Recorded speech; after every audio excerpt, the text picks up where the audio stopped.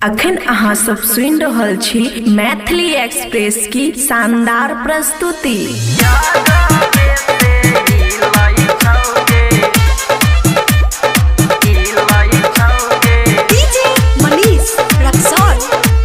खुशी recording studio बलुआहा। ससुरा में लागो नि मनवा नहिरे में खिलै छौगे,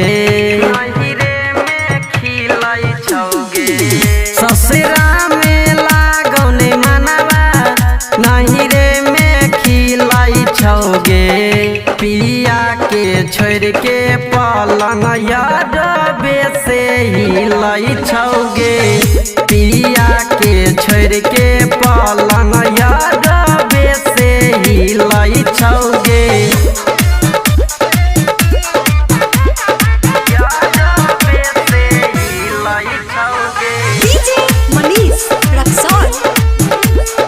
खुशी रिकॉर्डिंग स्टूडियो बलुआहा। रोज यारवा से मिले न जानी, छोरी कहै छै दिहे निशानी, छोरी कहै छै दिहे निशानी। रोज यारवा से मिले न जानी, छोरी कहै छै दिहे निशानी।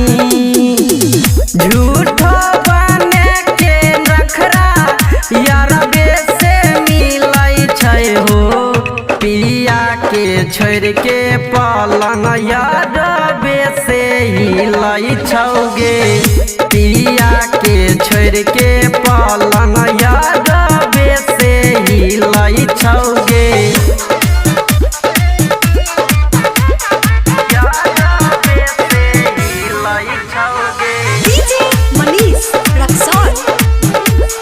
खुशी रिकॉर्डिंग स्टूडियो बलुआहा।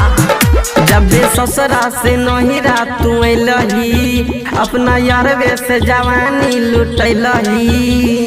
हे गई छौरी जैसे ससुरा से नहिरा से अइलही, अपना यारवे से जवानी लुटैलही।